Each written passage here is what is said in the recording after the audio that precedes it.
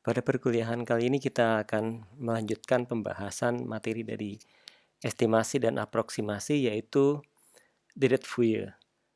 Dan pada perkuliahan hari ini kita akan memfokuskan menjawab pertanyaan sederhana mengapa kita memerlukan proses estimasi dengan menggunakan Dirac-Fourier. Dalam perkuliahan estimasi dan aproksimasi sebelumnya, kita telah memperkenalkan berbagai metode dalam aproksimasi dan estimasi. Misalnya metode Lagrange, Newton ataupun spline. Semua metode tersebut berbasiskan pada polinomial. Dan dalam perkuliahan kali ini kita akan memperkenalkan metode lain selain polinomial, yaitu berbasiskan pada Dirac-Fourier. Secara umum, untuk memahami Dirac-Fourier ada 3 bagian yang akan kita bahas dalam perkuliahan, yaitu mengapa Dirac-Fourier, itu bagian yang pertama yang sekarang kita sedang bahas. Dan yang kedua yaitu bagaimana perhitungan dari Dirac-Fourier. Dan yang ketiga, ini bagian yang sangat penting, yaitu memahami perbedaan antara domain waktu dan domain frekuensi. Materi ketiga sangat penting, terutama dalam bidang signal processing. Jadi kita bisa melihat data tidak dalam domain waktu tetapi dalam bentuk yang lain, yaitu domain frekuensi. Kita akan membahas bagian yang pertama, yaitu mengapa Dirac-Fourier.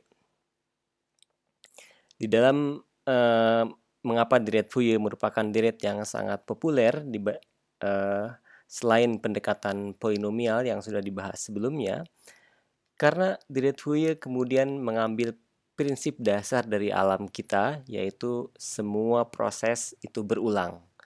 Jadi satu hal yang menarik dari Dirac-Fourier, yaitu Dirac-Fourier menjelaskan data dengan suatu prinsip yang sangat sederhana bahwa data memiliki pengulangan. Baik, kita akan bahas lebih detail bagaimana maksud dari Fourier tersebut. Kita ibaratkan bahwa kita memiliki 3 buah data, yaitu data 1, data 2, dan data 3.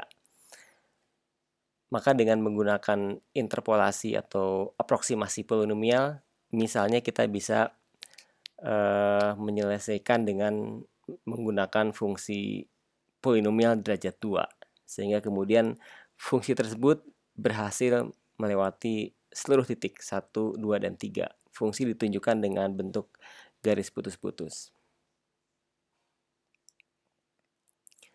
Dan juga proses dari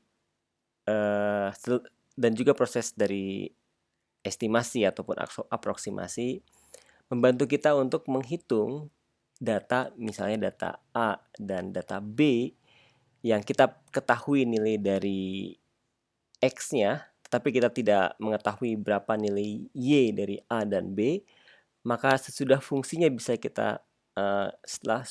kita hitung menggunakan titik 1, 2, dan 3, kemudian kita bisa menginterpolasi berapa nilai Y dari A dan B. Itu fungsi dari manfaat dari aproksimasi dan estimasi, dan itu juga yang menjadi manfaat dari Dirac-Fourier. Jadi Dirac-Fourier bisa membantu kita untuk mengestimasi nilai yang tidak dimiliki oleh data. Dan lebih lanjut bahwa Dirac-Fourier membantu kita juga untuk memahami pola dari data. Dan ini menjadi suatu hal yang sangat menarik dari Dirac-Fourier. Pada saat kita menggunakan polinomial, tentu saja kita bisa memahami pola dari data. Tapi pertanyaannya adalah, bagaimana seandainya pola dari data tidak polinomial? Sebagai contoh misalnya diberikan pada data yang di bawah. Data yang di bawah adalah contoh data stasiun pengamatan pasang surut, di mana datanya diambil setiap 1 jam. Anda bisa melihat bahwa sulit untuk memfitkan data tersebut dengan sebuah fungsi polinomial. Kalaupun kita paksakan, maka kita akan mendapatkan fungsi polinomial derajat tinggi. Atau kita pun bisa menggunakan fungsi polinomial yang derajat lebih rendah, tapi kita menghilangkan banyak sekali informasi. Misalnya kita paksakan dengan linear, tetapi kemudian kita kehilangan peak to peak dari data yang sesungguhnya. Padahal fakta pengamatan di alam menunjukkan bahwa data sering berperilaku berulang. Jadi Anda bisa melihat bahwa data tersebut berperilaku berulang. Yaitu misalnya bumi berotasi, ada gaya tarik bulan yang kemudian mengakibatkan pasang surut di bumi kita, atau bahkan data gempa bumi pun berulang. Jadi menjelaskan pola yang berulang yang merupakan salah satu fungsi dari proses estimasi, menjelaskan pola data yang berulang tidak mudah dengan menggunakan fungsi polinomial. Jadi kita memerlukan suatu fungsi lain yang kemudian bisa menjelaskan keberulangan dari data. Dan fungsi yang kita gunakan yaitu fungsi yang berulang juga, yaitu fungsi yang berbasiskan sinus dan kosinus. Dan itu menjadi kelebihan dari Fourier. Jadi Fourier berusaha merekonstruksi data kita dengan menggunakan penjumlahan atau kombinasi dari fungsi sinus dan kosinus. Dan ini menjadi sangat menarik bahwa kita bisa menjelaskan pola dari data tidak dengan polinomial tetapi dengan menggunakan kombinasi dari fungsi sinus dan kosinus.